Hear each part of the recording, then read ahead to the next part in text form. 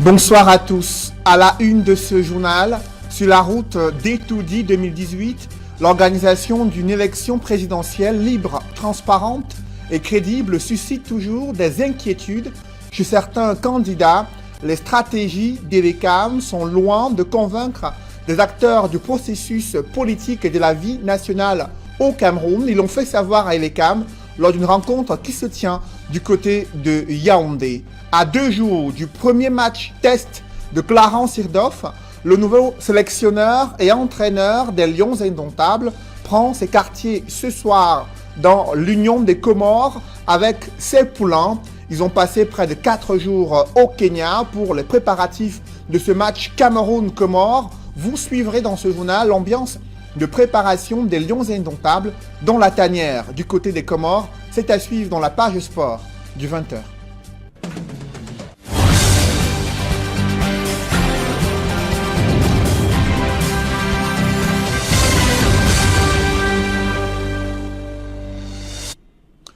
Merci de suivre cette édition complète de l'information sur Equinox Télévision.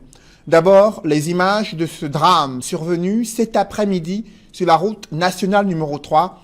Au moins 7 personnes ont été tuées dans un grave accident survenu non loin de Samba, sur la route Douala à Yaoundé. Selon des témoins, la collision entre un minibus et un camion a été violente. Il y a eu près de 7 morts, selon un bilan provisoire, de nombreux blessés graves, notamment parmi les occupants de ce minibus. La circulation entre Douala et Yaoundé a été perturbée durant toute la journée. Les forces de maintien de l'ordre sont sur les lieux, selon les dernières nouvelles, pour rétablir le trafic entre Douala et Yaoundé. Précisons que ces accidents mortels se multiplient. Pourtant, il existe des campagnes de prévention routière qui sont menées systématiquement sur cet axe Douala et Yaoundé. Qu'est-ce qui explique la multiplication de ces accidents mortels? Quelle est la portée des campagnes de prévention routière? Élément de réponse avec nos reporters Marcelin Gansop et Emmanuel Diop. Faisant partie du tristement célèbre triangle de la mort, la nationale numéro 3 est l'un des axes les plus meurtriers du Cameroun. Et à peine l'équipe de prévention routière s'est-elle ébranlée en direction de Douala qu'elle tomba à pic sur un grave accident peu avant Boumniebel. C'est une collision entre 2 camions semi-remorques, heureusement sans dégâts humains.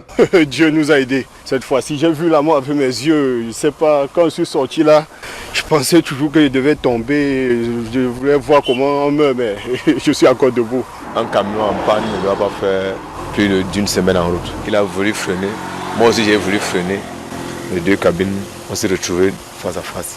Sans la ceinture de sécurité, je mourrais. Il est souhaitable que les responsables des sociétés, après un accident, qu'ils se dépêchent pour libérer la chaussée en évacuant les épaves de leur véhicule. Le véhicule qui reste encore longtemps sur la chaussée, il a beaucoup de chances pour provoquer un autre accident. Un peu plus loin à Macondo, peu avant Edea, 2 autres accidents viennent de se produire. Le premier met en scène une semi-remorque et une berline, transformées en amas de ferraille du fait de la violence du choc. Quant au deuxième, c'est une collision entre un grumier et un pick-up. Les accidents que nous enregistrons proviennent beaucoup plus de véhicules de tourisme qui vont excessivement vite. Contrairement aux gros porteurs qui ont un seul problème, quand ils tombent en panne, ils sont obligés de stationner plus ou moins sur la chaussée. Parfois, nous enregistrons aussi les accidents des véhicules qui viennent entrer sur ces gros porteurs qui sont stationnés. Ces accidents qui se sont produits en l'espace d'une journée remettent au goût du jour l'incivisme caractérisé de certains automobilistes. Les excès de vitesse, les mauvais chevauchements, les dépassements dangereux. Ça, ce sont des infractions récurrentes que nous rencontrons tous les jours, quel que soit l'axe que nous prenons.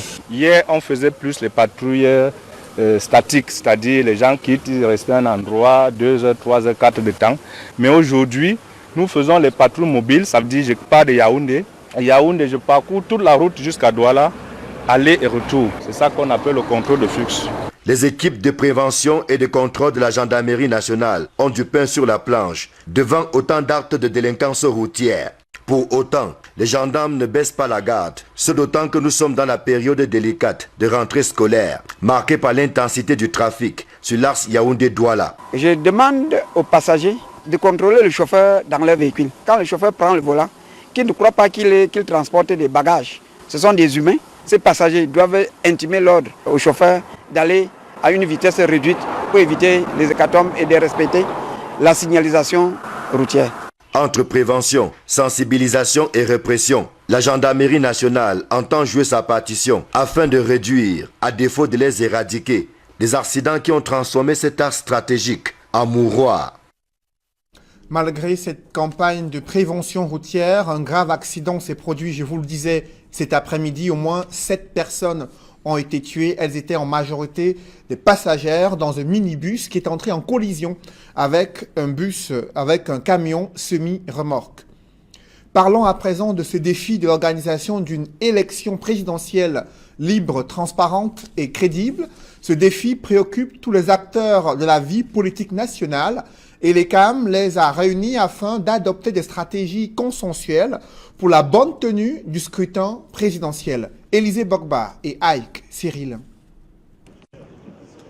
C'est une concertation sur laquelle l'ECAM fonde beaucoup d'espoir. Avant l'ouverture officielle de la campagne électorale, il est question de définir le rôle des acteurs pour une élection réussie le 7 octobre prochain. Nous avons pensé qu'il faille se retrouver au niveau de la capitale pour discuter davantage, approfondir nos différentes idées et atteindre un objectif, donc le consensus général. Vous savez qu'en marge de ces assises, il y a une commission qui va se charger du code de bonne conduite des élections. Tous les acteurs vont le signer pour permettre à ce que nous soyons tous en accord. Les réactions des partis politiques divergent selon qu'on est du pouvoir ou de l'opposition. Au RDPC, l'on se satisfait de l'initiative et se montre disposé à appliquer le code électoral tel qu'il a été rédigé. Nous sommes d'accord avec la loi. Vous savez, une république ne peut pas fonctionner sans le respect de la loi. Dans une démocratie, surtout dans le cadre républicain, on peut toujours changer cette loi. Mais tant que la loi n'est pas changée de manière républicaine et démocratique, on respecte la loi. Donc pour nous, l'ECAM joue son rôle conformément à la loi et nous respectons ça et nous sommes à l'aise avec ce rôle-là. L'opposition pour sa part soutient que le code électoral reste et demeure perfectible au Cameroun. Entre autres griefs soulevés, le rôle trouble de l'administration territoriale dans le processus électoral. Nous allons dénoncer un certain nombre de malheurs que nous vivons sur le terrain partant des acteurs indirects du processus électoral.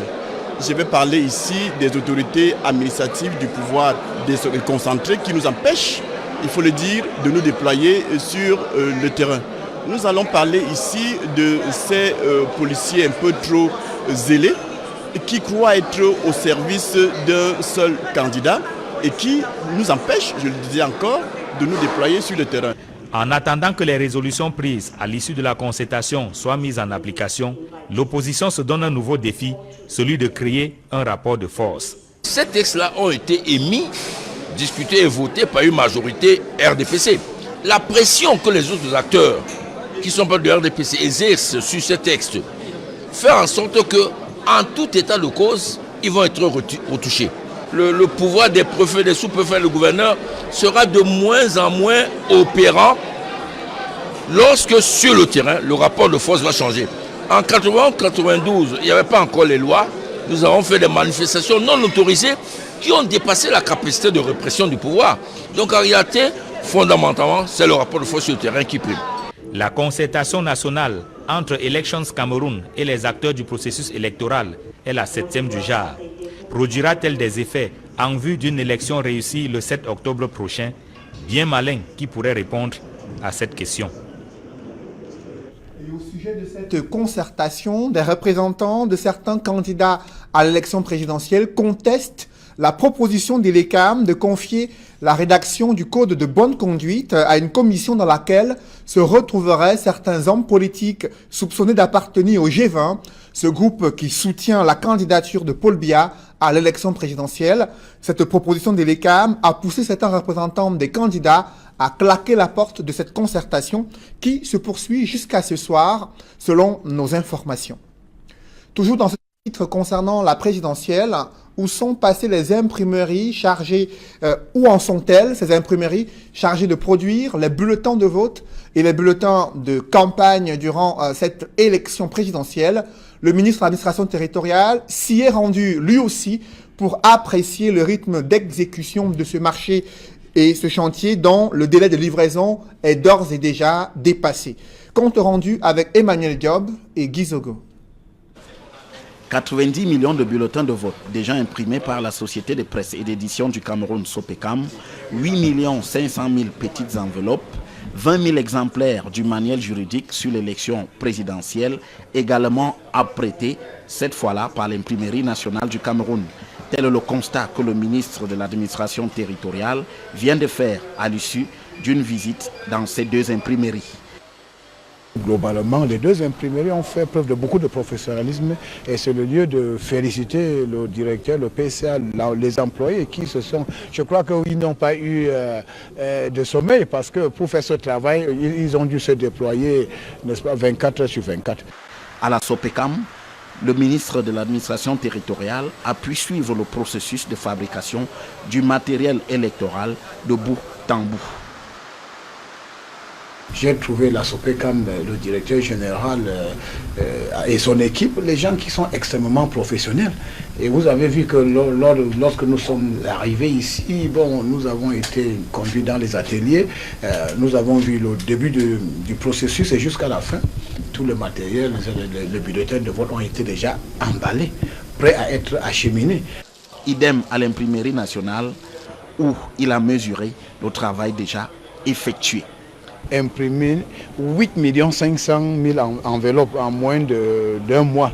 C'est un travail gigantesque et je me félicite parce qu'ils ont respecté le calendrier, ils sont même allés au-delà de tout le matériel commandé par Elecam est prêt. Pour le ministre de l'administration territoriale, tout se déroule pour le mieux dans le processus de fabrication du matériel électoral. Le travail a été fait à temps, il est livré, il sera livré à temps. Et les élections pourront se dérouler dans une ambiance sereine. Le matériel électoral est très important dans tout processus. Le MINAT, normalement, doit effectuer une visite pour constater que ces choses sont en place. Non seulement que le travail est fait, mais que c'est acheminé dans les 10 régions. La date limite pour la fabrication de ce matériel était fixée au 5 septembre 2018. Reste à jauger maintenant cette mécanique dans sa mise à disposition dans les régions et le jour J, le 7 octobre prochain. Dans le reste de l'actualité, la série noire se poursuit à Foumban, dans le département du Noun, suite aux fortes pluies qui sont tombées hier, mercredi. Plusieurs maisons d'habitation ont été emportées à la suite de l'effondrement des terrains. Près de 150 personnes sont sans abri. C'est le constat que font Mama Soufor, Dalat Chana et Jean-Paul Chouniat. Moins d'un an après les premiers ravages de maisons et tombes, la colère de la nature s'abat encore sur les biens des habitants du quartier Ndjintut à Foumban. Un spectacle au bilan désolant, plus d'une vingtaine de domiciles, engloutis par endroits sur près d'1 kilomètre à la ronde. Heureusement, on n'a pas eu de pertes en vies humaines. Nous disons merci. Et pour des pertes en matériel, on en dénombre beaucoup. Nous comptons vraiment partir ici au plus vite. La tombée de fortes pluies en ce mois de septembre inquiète les autres habitants qui n'ont de choix que de vite plier bagages avant l'arrivée du prochain enterrement des maisons, tombes et arbres. Je ne sais même pas encore l'endroit où je vais trouver même une maison pour habiter. Et cette famille de 15 personnes ne sait donc où aller. Un de leurs proches, Ndjoko Mama, dans l'urgence, leur offre un toit qui fait pleurer. Maintenant, c'est la rentrée scolaire. Ils ne savent même pas, avec tous ces enfants, ils sont plus de 15 personnes dans la maison. On ne sait même pas là où ils vont s'habiter, mais moi, je peux leur trouver une chambre presque pour un mois. Le sous-préfet de Foumban vient évaluer le désastre et prendre éventuellement des mesures à l'issue encore incertaine face à l'urgence et les besoins des sinistrés. Il va falloir qu'avec les autorités municipales ici présentes et avec les autres services techniques, que nous puissions voir dans quelle mesure les populations sinistrées peuvent être recasées en attendant. Sur l'ampleur des dégâts, l'adjoint au maire de Foumban fait une annonce sur la solution pour mettre fin à la galère de la population de ces quartiers. Le gouvernement de la République avait pris attache avec la municipalité pour éradiquer ces problèmes en offrant un projet de 3 milliards de francs et qui a été bien apprécié par le maire de la commune de Foumban. Installée il y a quelques semaines, la commission R.A. Ndjimoussa Foshive est plutôt dépassée par l'ampleur des événements, largement au-dessus des compétences de sa commission. Des publi-reportages dans ce journal, l'Institut universitaire du Golfe de Guinée qui a tenu son conseil scientifique. Objectif, améliorer la qualité des enseignements dans ce grand complexe, cet institut universitaire du Golfe de Guinée, afin de garantir une formation académique adéquate et qui est également en adéquation avec les besoins du monde socio-économique. Des précisions dans ce reportage. Je vous parlais donc de ce reportage concernant le conseil scientifique de l'Institut universitaire du Golfe de Guinée.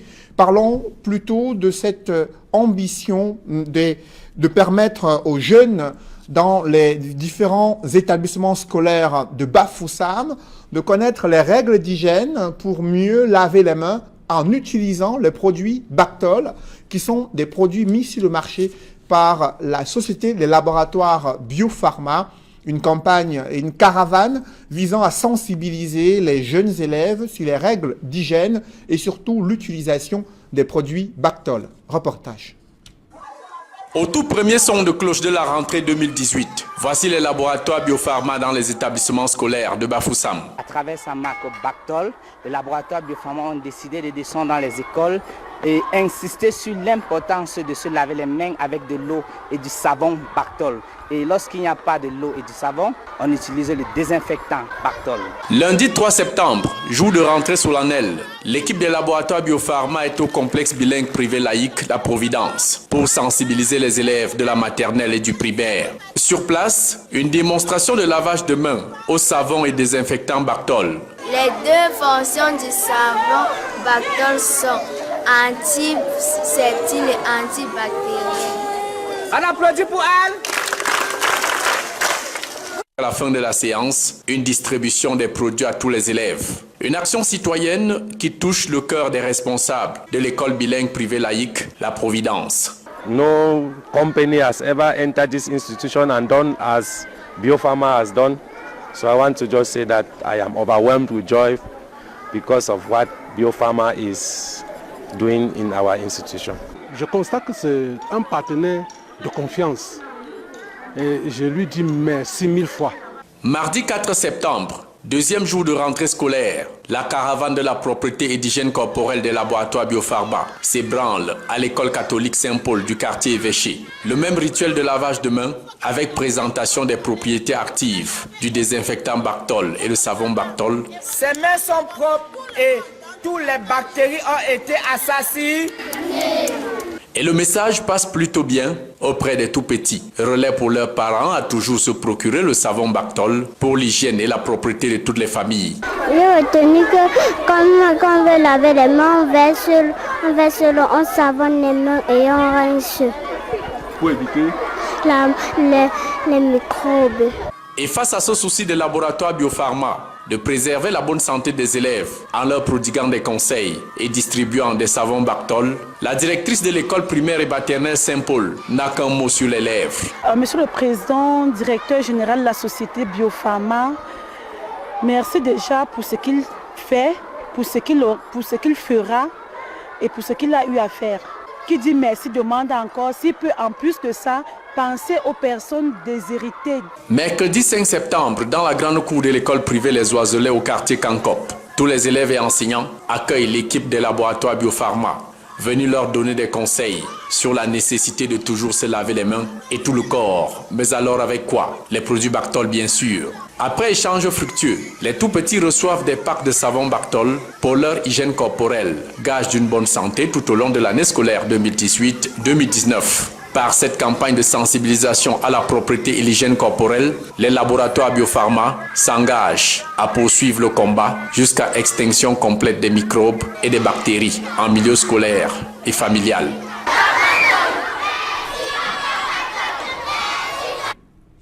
Restons dans les milieux scolaires, faire acquérir aux élèves des compétences multilingues qui leur seront profitables dans la vie grâce à des enseignants chevronnés. C'est l'objectif que s'est fixé cette école bilingue Christ de King Bilingual Nursery and Primary School qui est située à Makenene. Des précisions dans ce reportage. Le 3 septembre dernier, c'était la rentrée scolaire sur l'ensemble du territoire national. Dans l'arrondissement de Makenene, département du Bas-Minoubou, région du centre, les tout petits également renouent avec le chemin de l'école. Rendu dans cette école qui a pour nom Christ de King Bilingual Nursery and Primary School de Makelene Est, à l'est de Ngokop, l'affluence en ce jour de rentrée scolaire est à son comble.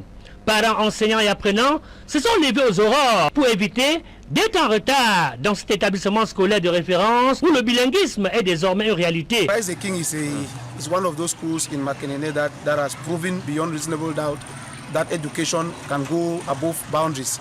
That is a school that teaches extremely very well. I think if to use that adjective, and also it is very clean and very secure for children. I think that is why I brought my child here, and I feel that like last year, the child has actually transformed and improved from being just an average child to an extremely good child. I think Christ the King is a school that I would advise any other parent to enroll the child into Christ the King.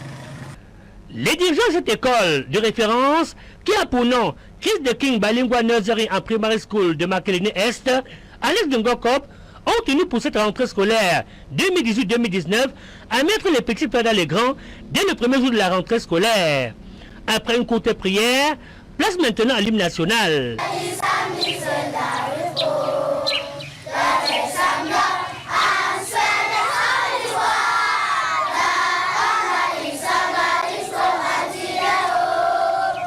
Dans cette école, l'enseignement bilingue commence à la maternelle dès le cycle 1 et se poursuit à l'école élémentaire. Le but, c'est qu'à l'issue de la scolarité, les élèves soient complètement bilingues et qu'ils aient acquis de solides compétences multilingues qui leur seront profitables à vie.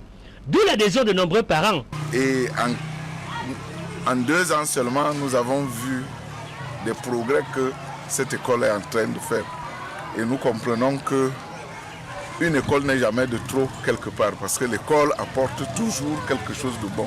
Pour exploiter au mieux les opportunités qui s'offront à eux, les dirigeants de cette école s'efforcent chaque jour à développer chez les élèves une confiance en chacun d'eux qui leur permettrait d'acquérir la capacité de juger par eux-mêmes et de développer surtout des raisonnements constructifs sur le monde qui les entoure. I've been working with children and since I came to this school, we have worked with the children.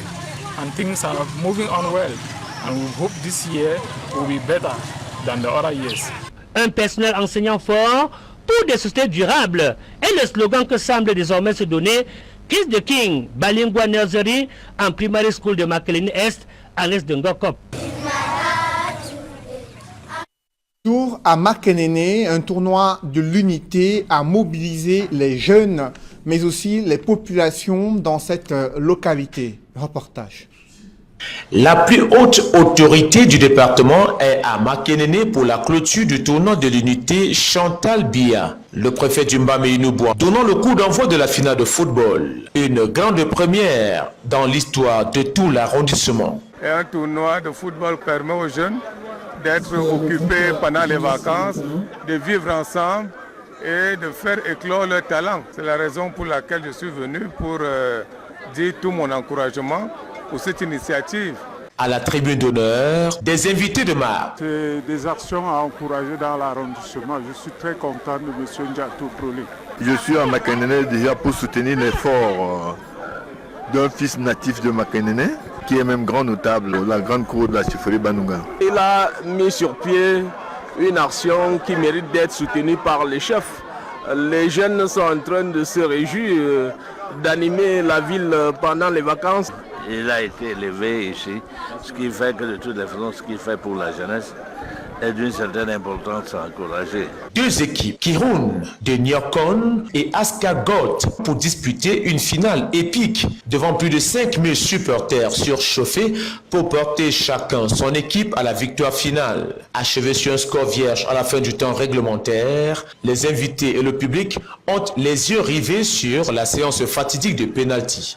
Le champion Kiroun de Nyokon, manquant ses 2 premiers tirs, Askagot enlève le trophée 2018 de la Coupe du tournoi de l'unité Chantal Biya. Je suis vraiment ému par cette attraction que tous mes joueurs me donnent aujourd'hui. Sur un podium de Champions League européenne, déporté au stade municipal de Makenene, Askagot, vainqueur et vice-champion, reçoit un trophée et une enveloppe cumulée de 375 000 francs CFA. Kiroun de Nyokon, champion et malheureux finaliste, 475 000. On n'a pas démérité, vous savez, les tirs au but, c'est parfois c'est la chance. Hein. L'essentiel, c'est que ça s'est bien passé dans de très bonnes conditions. Espérons que l'année prochaine, on va faire mieux que ce qu'on a fait cette année. Équipe Fair Play, 50 000. Meilleur buteur et meilleur joueur, 25 000 francs CFA chacun. 100 000 francs pour les arbitres et 50 000 au sifflet d'or, plus 25 000 de primes de participation à chaque équipe, soit 1 300 000 francs CFA en espèces offerts par le promoteur. Du jamais vu et entendu dans l'histoire sportive de Makenene. Comme disait le président Kennedy, avant de demander ce que la nation a fait pour toi, qu'est-ce que tu as fait, aura fait pour ta nation. Donc je m'inscris dans ce sens-là, à apporter ma petite pierre à la construction du développement. Pour Jean Desco Nunke, président du comité d'organisation, tout ému de la réussite du travail abattu par son équipe, le tournoi de l'unité 2018 Chantal Biya restera une fête ordinaire pour des moments de joie extraordinaires. Parlons à présent d'Orange Cameroun, qui soutient des championnats de vacances de football qui illuminent le quotidien des populations dans les zones rurales de la région du centre. Reportage. Fin en apothéose du championnat de vacances du village Mban Passa dans le département de la Léquié. La finale oppose Volonté FC de Mban en maillot blanc et Espoir FC de Mengama en maillot noir. Toutes les deux équipes habillées par Orange Cameroun. Orange Cameroun accompagne les championnats de vacances dans l'ensemble des régions du pays, dans l'ensemble des 10 régions du pays. Et c'est un plaisir pour nous que de participer à l'encadrement de ces jeunes à leur occupation pendant la période des vacances, à les éloigner de l'oisiveté, mais surtout à participer à ce qui est la construction d'un projet de vie. Parce que n'oublions pas que c'est pendant les championnats de vacances que les talents se révèlent. Plusieurs sont partis de là et qui aujourd'hui brillent à la cime des cieux footballistiques. Aux côtés du promoteur et des élites de Mban pour cette finale, les autorités administratives, sécuritaires, religieuses et traditionnelles. Orange Cameroun, sponsor officiel, est également bien en place. D'un geste spectaculaire, le sous-préfet de Sa donne le coup d'envoi de la partie. Au-delà de cette finale, c'est une belle fête. Une belle fête pour les populations de ce village. Nous avons accepté de venir présider cette finale déjà pour encourager l'élite locale qui fait beaucoup pour l'épanouissement de la jeunesse. Et nous sommes également là pour encourager les populations. Sur le terrain, la partie s'anime. Le public assiste à un spectacle de haute facture. À la fin des 45 premières minutes, le score est de 0 but partout. Mais déjà, les élites de Mban affichent leur satisfaction et saluent l'implication d'Orange Cameroun dans l'organisation. Lorsque nous avions lancé ce tournoi, ce championnat il y a 26 ans à peu près, nous étions dans la bataille tout seuls et tout cela. Et lorsque nous constatons qu'il y a des partenaires comme Orange en particulier, et qui véritablement depuis l'année passée se manifestent, nous nous sentons réconfortés parce que c'est tout cela pour la promotion de la jeunesse, pour la promotion du savoir-vivre, la promotion du vivre ensemble. Il faut pouvoir permettre aux populations de rester sur place dans une certaine émulsion, une certaine joie de vivre ensemble, un plaisir de rester au village. À la reprise, les deux équipes continuent de se neutraliser. Au coup de sifflet final, le score est toujours de 0 but partout. Nous avons comme préoccupation au cours de cette finale de mettre à exécution les instructions gouvernementales. L'instruction gouvernementale qui veut que les communautés participent au développement de leur population. Et c'est dans ce cadre-là que nous essayons de nous investir au mieux que l'on peut pour pouvoir faire vivre nos enfants utilement.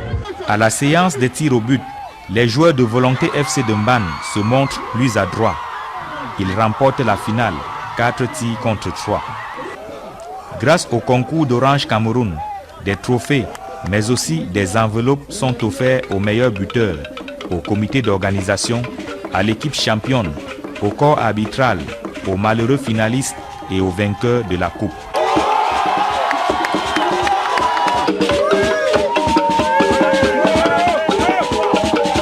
La société citoyenne Orange Cameroun est une société à laquelle nous faisons entièrement confiance et qui nous accompagne depuis un certain nombre d'années dans cette activité.